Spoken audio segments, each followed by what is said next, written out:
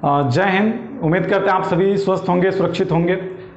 देखिए, अभी खान सर को लेकर एक बड़ा कंट्रोवर्सी चल रहा है, उनके नामों को लेके, जात पात को लेकर के।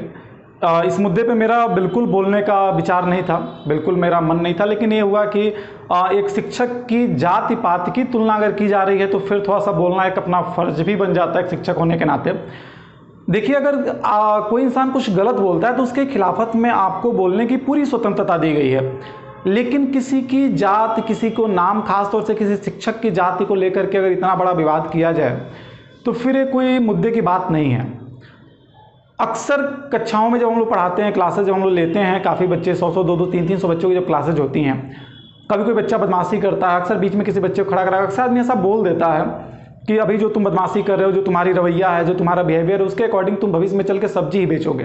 तो ऐसा कहने का ये हमारा बिल्कुल मकसद नहीं होता कि हम ये चाहते हैं, हमारी दिली इच्छा है कि वो बच्चा सब भविष्य में चल के सब्जी बेचे, बल्कि हम उसको उसकी वास्तविकता से परिचित कराना चाहते हैं कि अगर आप ऐसा ही करते रहें और आपके कार्य करने की शैली ऐसी ही रही तो भविष्य में आपका ऐसा रूप होगा।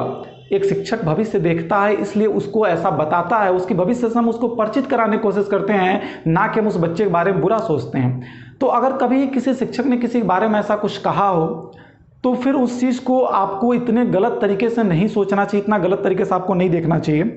बाकी इंसान के जो है कि कर्म की पूजा करनी चाहिए, इंसान के जो कर्म है उस बात को लेकर समझना चाहिए। एक बात कही जाती है शिक्षक को लेकर के कि जाति न पूछो साधु की, पूछ लीजिए ज्ञान, अमोल करो तलवार की, पड़े रहन दो म्यान। भाई, म्यान की सुंदरता से क्या मतलब? असली लड़ाई तो तलवार से लड़ी जाती है ना, जो उसके अंदर छिपी है।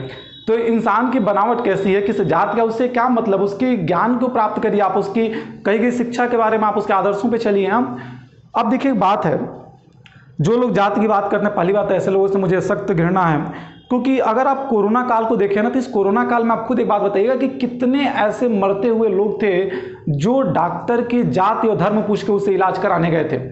भाई, जब आपकी जान जा रही थी तो आपने ये कहा कि भाई आप चाहे जिस जात को, जिस धर्म को, आपका छुआ दिया सब कुछ हम खाएंगे पिएंगे, बस हमें बचा लीजिए। तब तो आप जात धर्म नहीं देख रहे थे। वहां पर तो आपने बिल्कुल नहीं कहा कि छोटे जात के हैं, उनका दिया हुआ हम नहीं खाएंगे, उनका दिया हुआ दवा हम नहीं छू सकते, उनका इंजेक्शन हम नहीं लगवाएंगे, तब तो आपने नहीं बोला। तो जहां आपकी जान की बात आ गई वहां पे आपका जात धर्म सब भूल गया। और जब फालतू बैठे हैं तो आपको जात धर्म सब कुछ याद आ रहा है। आपके सामने जरा हम कुछ लोग के नाम लेंगे। जैसे मान लीजिए कि जिस देश को विश्व गुरु कहा जाता है, भारत को विश्व गुरु, उस देश में गुरु की जात की अगर बात की जाती है तो फिर एक लाजमी छोटी सी बात बनती है।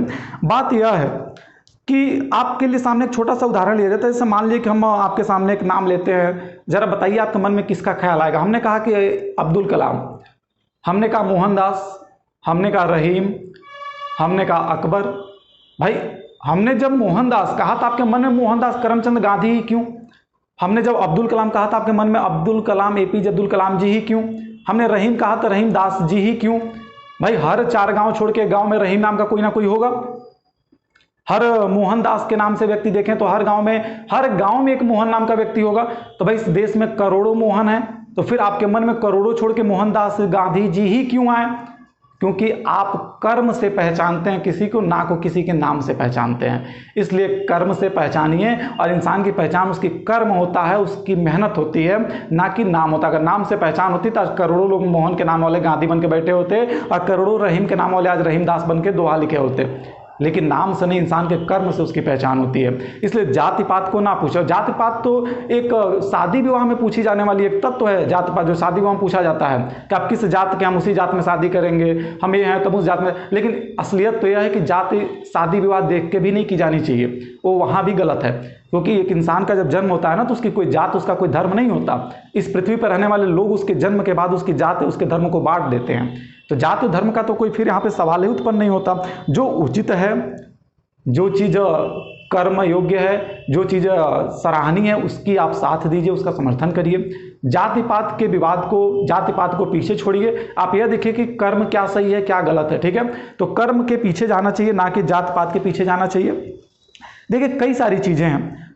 आप जो है कि धर्म की बात करते हैं, आजकल तो ये आम बात हो गई है कि किसी से आप पूछे कि किस धर्म के हैं आप, तो उसका जवाब ये होगा भाई हम हिंदू हैं, मुस्लिम हैं। इसी पे पूरा देश का राजनीति चल रहा है। ये हम बात शायद अधिक बोल रहे हैं, इसके लिए हम क्षमा चाहेंगे कि देश का राजनीति चल रहा है, लेकिन हकीकत है कि राजनीति का पहला मुद्दा जाति होता है। धर्म हिंदू मुस्लिम बांट दो, देश में मस्त चलेगा एकदम। लेकिन याद रखिए, इंसान का धर्म हिंदू मुस्लिम नहीं है, वो पथ है, वह पंथ है, जिस संप्रदाय है जिसको आप मानते हैं। धर्म आपका यह है कि आप राजहितों में कितना काम करते हैं, आप कितने नैतिक हैं, आप कितने सत्यनिष्ठित आचरण वाले व्यक्ति हैं, आपके सामाजिक मूल्यों को आप कितना बढ़ावा देते हैं। सामाजिक मूल्यों में राजहित आ जाएगा, आपका राष्ट्रहित आ जाएगा, लोगों का योगदान, लोगों का सहयोग आ जाएगा, उसमें आप कितना योगदान दें। पारिवारिक मूल्यों को आप कितना बढ़ावा देते हैं। पारिवारिक मूल्य में महिलाओं की समानता हो जाएगी, महिलाओं के लिए संस्कार हो जाएगा, बड़ों का आदर हो जाएगा, ये सारी चीज़ें, प्रेम हो जाएगा, ये सारी चीज़ें जो है ना, यह आपके धर्म की परिभाषा है। तो धर्म जाति हिंदू मुस्लिम नहीं है, धर्म आपका यह है, और हमें इस धर्म के लिए लड़ना चाहिए, ना कि हिंदू मुस्लिम सिख ईसाई यहूदी इसके लिए लड़ना चाहिए। तो असली जाति को, असली धर्म को पहले आप पहचानिए। और हम ये देखें कि अगर किसी एक बड़े साइंटिस्ट, किसी बड़े टीचर का अगर कोई रिसर्च आता है, तो यूट्यूब पे अगर वो रिसर्च आता है, कोई बढ़िया टीचर जो लाखों परिवारों, करोड़ों परिवारों के भविष्य को देखता है, उनके परिवार के भविष्य को बनाना चाहता है, बच्चों के भविष्य को बनाना चाहता है, वो टीचर अगर पढ़ाता है तो उसके वीडियो 1 लाख, 2 लाख, 3 लाख, मैक्सिमम 5 से 10 लाख व्यूज जाती है। लेकिन एक घटिया किस्म की कॉमेडी करने वाले लोग, एक वाहियात किस्म के गालियों का प्रयोग करके बनाए गए प्रैंक वीडियोज, जिस देश में करोड़ों, 5-5, 10-10 करोड़ व्यूज के साथ चलेंगे, उस देश का युवा बेरोजगारी की तरफ नहीं बढ़ेगा तो क्या प्रधानमंत्री पद का उम्मीदवार बनेगा? आप खुद सोचिए, जिस देश में प्रैंक वीडियोज, गाली देने वाले वीडियोज को गाली भी कोई देता है तो उसमें कमेंट्स आते हैं, वाह आपके गाली के हम फैन हैं। अरे भाई, जो आपकी माँ बहन करने पे तुला है, जो आपको गाली दे रहा है, उसके आप गाली के फैन हैं। और एक शिक्षक जो आपको समझाने के लिए लाख बातें करे, अगर ये आपको कह दिया कि आप पंचर साटेंगे बड़े होकर के, तो आपको इतनी बुरी लग गई ये बात कि ये पूरा देश का एक मुद्दा बन गया। तो फिर आपके देश में ये सफलता आपको मुबारक हो, क्योंकि आप लोग ऐसा करेंगे तो फिर उसी तरफ आगे बढ़ेंगे। बात लोग करते हैं सरकार के कार्यों की। आप एक बात बताइए हमें, बात जो है सरकार के प्राइवेटाइजेशन को लेकर आप कर रहे हैं। देखिए, अब इसमें भी ये मुद्दा है कि आपका जो बच्चा है वो सरकारी स्कूल में नहीं जाएगा, वो पढ़ेगा प्राइवेट स्कूल में। आपका इलाज सरकारी अस्पतालों में नहीं होगा, होगा प्राइवेट अस्पतालों में। आप जो है सरकारी चीज़ों को छोड़ के प्राइवेट के पीछे आप खुद भाग रहे हैं। और अगर संस्थाओं को प्राइवेट किया जा रहा है तो आप कहते हैं रोजगार नहीं है, सरकार सारी चीज़ों को प्राइवेट के। भाई, उसके कारण को समझिए, क्या रीजन है। अब सोचिए, आप एक सरकारी बैंक में जाते हैं, 10 बजे पहुंचे बैंक कार्यालय।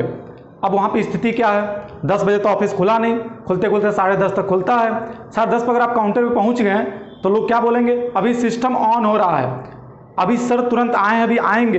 10 बजे ऑफिस का टाइम है, 11 बजे तक सिस्टम ऑन होता है और सर आते हैं, नेटवर्क नहीं कनेक्ट होता है। लेकिन प्राइवेट बैंकों पे जाइए, प्राइवेट संस्थाओं में जाके देखिए, अगर 10 बजे की टाइमिंग है तो 9:50 से 1 मिनट लेट नहीं होगा, 10 मिनट पहले वो तैयार होकर बैठेंगे ताकि हमारे किसी ग्राहक को 1 मिनट लेट ना हो जाए। तो भाई, जब प्राइवेट में चीज़ें अच्छी हैं, सरकारी नौकरी वाले में क्या है, कोई टाइम का लिमिटेशन नहीं, अपूर्व छुट्टियाँ, जितनी मन उतनी छुट्टियाँ। प्राइवेट में जरा देखिए, प्राइवेट में जाके पता कर लीजिए क्या स्थिति है। प्राइवेट में आप खुद पता करिए कि क्या स्थिति है। इंसान के अंदर एक डर रहता है कि अगर 8 बजे हमारी बायोमेट्रिक लगनी है और अगर 8:01 पर पहुंचेंगे तो आधी सैलरी चली जाए, तो 7:50, 7:55 तक पहुंच जाता है। लेकिन सरकारी चीज़ों में ऐसा बिल्कुल नहीं। तो अगर प्राइवेट करने से कोई चीज़ बेहतर हो रही है तो फिर उसका समर्थन करना चाहिए। हाँ, अगर प्राइवेट करने से कोई चीज़ बिगड़ रही है तो फिर उसका विरोध करना चाहिए। लेकिन अंधभक्त जैसे अंधाधुन पीछे नहीं भागना है, बस किसी ने कह दिया गलत तो गलत के पीछे गलत, सही तो सही के पीछे सही नहीं। कभी जाति धर्म से ऊपर उठ के कभी कर्मों की प्रधानता को देखिए, बड़े सुकून की जिंदगी गुजरेगी। एक बात और समझिए जरा, आप किसी मकान में कमरा लेके अगर रहते हैं तो उसका कुछ किराया देते हैं, आप किराया पे करते होंगे आप कुछ ना कुछ। अपनी घर भी बनवाते हैं तो पहले 10, 20, 50 लाख खर्चा करते हैं, मकान खड़ी होती है, फिर उसमें रहते हैं। लेकिन जिस पृथ्वी पे, जिस संसार में प्रकृति ने आपको एक रत्न बना के भेज दिया, जहाँ पे आपका कुछ नहीं था, वहाँ पे आपको बना के भेजा, एक समाज दिया, एक परिवार दिया। इस प्रकृति ने आपको क्या नहीं दिया है, तो क्या उस प्रकृति के प्रति आपका कोई फर्ज नहीं है? क्या उसके प्रति आपकी कोई जवाबदेही नहीं है? क्या उसका कोई आपके शरीर पे कर्जा नहीं है? क्या उसके लिए आपके मन में कोई दायित्व तो नहीं है, कोई फर्ज कोई नहीं है? भाई, कभी प्रकृति के फर्ज को भी तो समझिए। कभी कुछ जाति पात और अपने परिवार समाज से भी ऊपर उठ के कुछ देश हित के लिए भी तो सोचिए, तब तो माना जाए कि आप कुछ अच्छा कर रहे हैं। पैसा क्या है? पैसा केवल हमारे व्यक्तित्व के हिसाब से पैसा सिर्फ जन्म से मृत्यु तक जाने वाले सफर का किराया है, बस सिर्फ किराया और कुछ नहीं है। एक किराया है कि आप जन्म से मृत्यु तक पहुंचे। अब उस सफर में कौन कहां से कहां तक पहुंच गया, उसी सफर में कोई पृथ्वी से चांद पहुंच गया, कोई एक गरीब परिवार से राष्ट्रपति तक पहुंच गया, कोई एक गरीब परिवार से प्रधानमंत्री, कोई साइंटिस्ट, कोई कहाँ से कहाँ पहुँच गया। सफ़र में कहाँ से कहाँ तक पहुँचते हैं यह डिपेंड करता है। बाकी किराए के पीछे क्यों भागते हैं भाई कि किराया किराया सबको मिल जाएगा। भगवान ने अगर आपको पृथ्वी पे भेजा, उसमें आपके पास न बुद्धि थी, न ज्ञान था, न बल था, कुछ नहीं था, न बोल पाते थे, तो एक अबोध करके जब आपको भेजा और आप इस स्थिति तक पहुंच चुके हैं कि आप बोल सकते हैं, चल सकते हैं, तो आगे भी जीवन आप गुजार लेंगे, कोई संदेह नहीं है, क्योंकि अब आप होशियार हो चुके हैं। तो फिर उस चीज़ के पीछे क्यों भागते हैं। असली मूल्य को पहचानिए कि समाज का असली मूल्य क्या है। बाकी जो है खान सर के जो सराहनीय कार्य हैं उनका अपने विचारों से हम भाई समर्थन करते हैं। हो सकता है हमारी बातें भी बहुत सारी ऐसी रही हों जो किसी को बुरा लगी हों, किसी को आहत पहुंची हों। तो एक बात और है, देखिए खान सर जो भी कार्य कर रहे हैं तो अच्छी बात है। लोगों ने जब भगवान को, प्रकृति को जब लोगों ने बांटना नहीं छोड़ा, तो बाकी इंसान तो इंसान है। लोगों ने सूर्य को हिंदू का देवता बना दिया, चांद को मुस्लिम का देवता बना दिया। सूर्य की रोशनी कौन नहीं लेता है भाई, हमको जरा ये बताइए। कौन चांद की छाया को अच्छा नहीं कहता, जरा हमें ये बताइए। हवा को लोगों ने बांट दिया, गंगा को लोगों ने हिंदू की पवित्र नदी बना दी। गांव में नहरों के पानी न पहुंचे तो मुस्लिम संप्रदाय क्या इस बात से आहत नहीं होता है कि हमारे खेतों तक पानी क्यों नहीं पहुंच रहा है। तो फिर आपने गंगा को हिंदू की नदी कह दिया, आपने चांद को मुस्लिमों का कह दिया, आपने उस भाई सब के सब प्रकृति को तो कम से कम न बांटिए। ईश्वर अल्लाह तो ठीक अपने अपने जगह पे है, लोग दो संप्रदाय को मानते हैं, वो अलग बात है, लेकिन प्रकृति जिससे सबका भला होना है उसको तो आप दो पथों पे न बांटिए। पीपल के पेड़ को जो है, पीपल के वृक्ष को आप हिंदू का देवता बता देते हैं, क्या उसके दिए हुए ऑक्सीजन का आप प्रयोग नहीं करते हैं। ऑक्सीजन की त्रासदी मची है तो क्या आज आपको जरूरत नहीं है, किसको जरूरत नहीं है। इसलिए किसी भी चीज को जाति के आधार पर बांटना हमेशा गलत है। जाति इंसान के कर्म की है और कर्म के आधार पर ही हमारी जाति बांटी गई थी। देखिए जाति का आधार भी यह था कि जो लोगों में शिक्षा बांटेगा वो ब्राह्मण होगा, जो देश की सेवा करेगा क्षत्रिय होगा, व्यापार करेगा वैश्य होगा। तो हमारी जात उस आधार पर बांटी गई थी, ना कि इन आधारों पे कि तुम ये हो हम ये हैं। ऐसा जाति नहीं था हमारा। जाति संप्रदाय से ऊपर उठ के कभी और देखिए, फिर देखिए कितना आनंद है, कितना मजा है लोगों के साथ रहने में। आप मन में एक धारणा लेके हैं कि फलाना फला जात के हैं तो उनके साथ हम हैं। एक बार इस ख्याल के साथ किसी के साथ बैठिए, कभी बिना जाति के ख्याल के साथ बैठिए, देखिए आनंद किस में आता है। कभी इन चीज़ों से ऊपर उठिए। असली जीवन का आपको अंदाजा तब लगेगा जब आप इन चीज़ों से ऊपर उठेंगे। अब तो सोशल मीडिया पर बोलने में भी बड़ा डर लगता है कि कब कौन सी क्लिप कहाँ से काट के कहाँ भेज दी जाए और क्या उसको चला दिया जाए, ये तो अब पता भी नहीं।